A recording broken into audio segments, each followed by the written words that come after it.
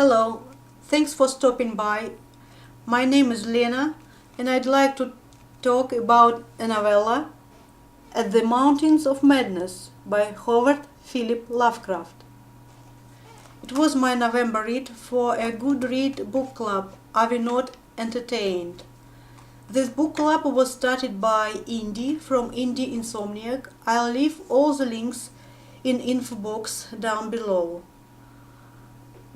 Basically, we take a book with mixed reviews and read it to see for ourselves what's wrong with it. I like to call it never ever do it in your own novel. As you can see, it's a very short novella. It's less than 100 pages long, and it was an extremely tough read for me. I have been reading unabridged literature for about 11 years now. I don't need to use a dictionary. With this short novella I used English dictionary, a Latin dictionary and Wikipedia. So I think it might be the main problem with this novella.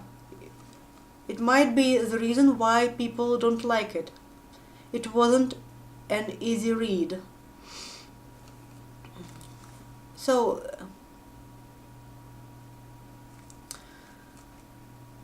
Lovecraft was an American author. He had a lifelong interest in Antarctic exploration, and he was hypersensitive to cold. During his lifetime, he was published only in pulp magazines, and he died in poverty.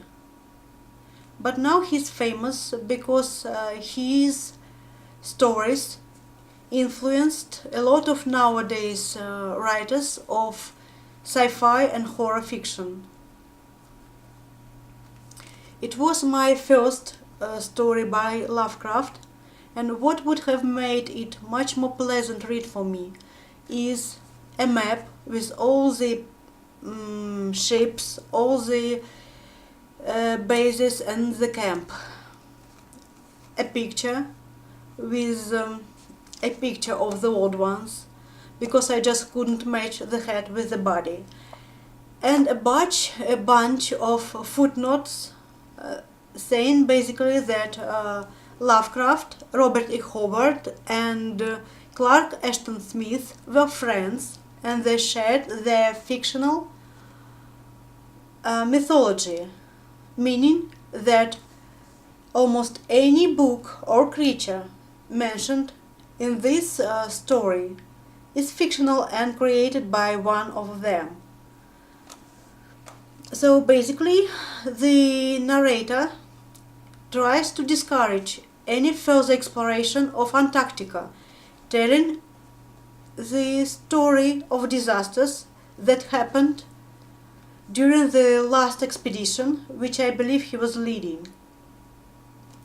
I can tell you that Lovecraft knew his story extremely well, to the tiniest detail, and he shared these details with us generously. First chapter is the first major info dump.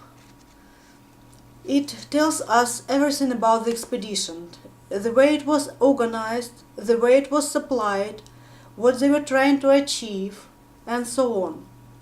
I couldn't get through it on ebook, and I have to buy it on paper.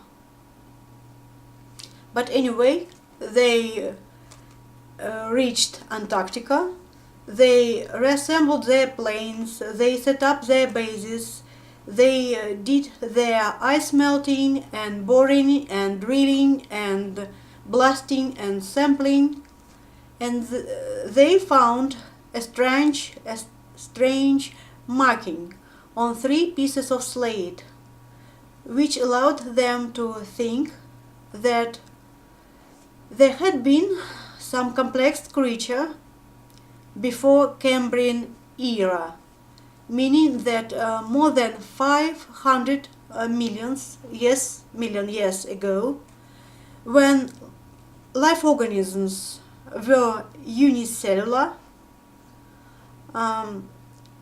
there had been a creature.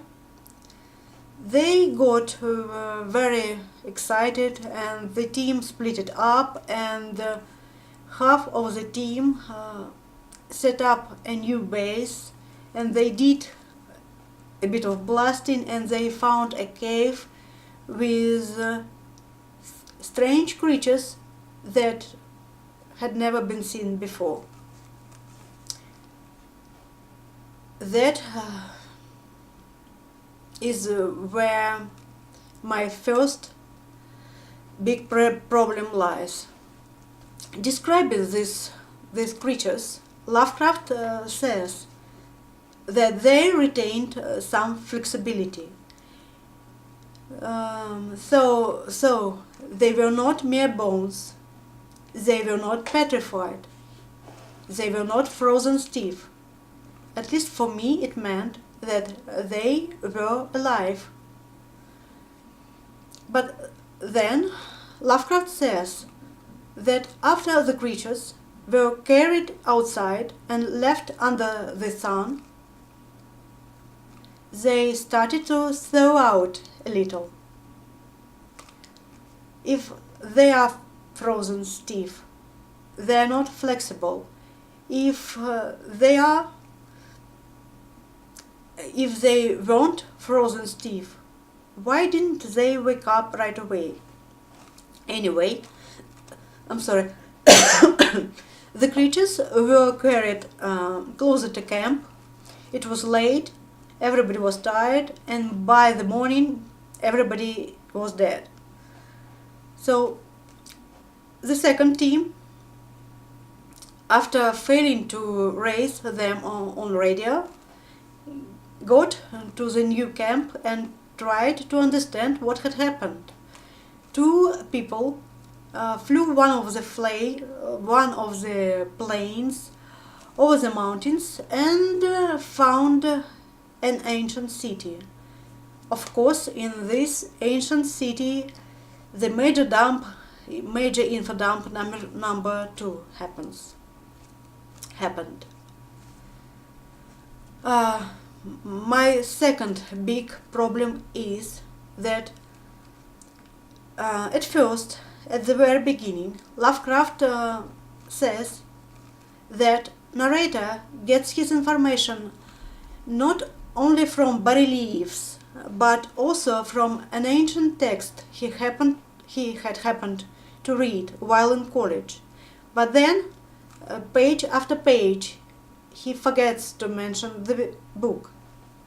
And it looks like the narrator sees all the kinds of information on the bas-relief that you couldn't possibly get from the picture, to the point when he tells us that the creatures had a government that probably was socialistic. But my biggest problem of all is that the creatures came to our planet using their wings, flying through the interstellar ether, meaning that they came from outer space, but they had to flew the whole way. I have no idea how it could have happened, because Lovecraft was very keen on astronomy. Didn't we know back then that it would have been a hell of a long flight? Even in something that could flew through vacuum. Unless, of course, the interstellar ether had nothing to do with material world. Well, anyway, let's talk about the things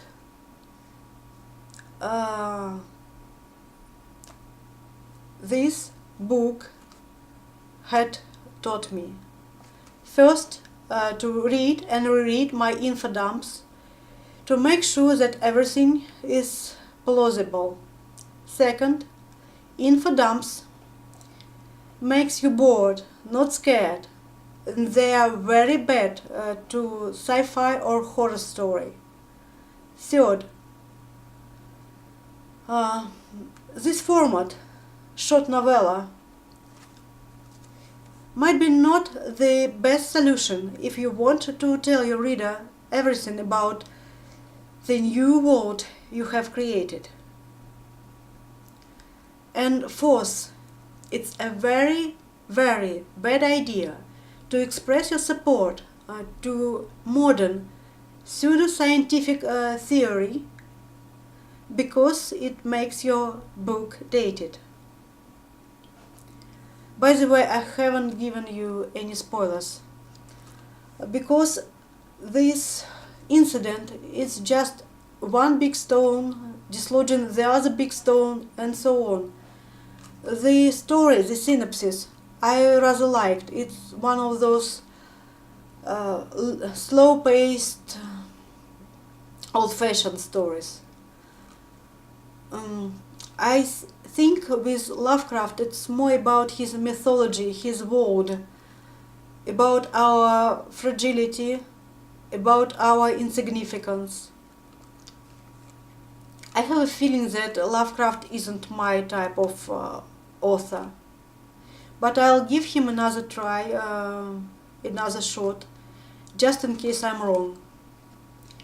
If you think that it wasn't one of his best stories, if you have any suggestions about what I should have read instead of it, or about what I should read after, please leave them in comment section down below. Thanks for watching. Have a nice day. Goodbye.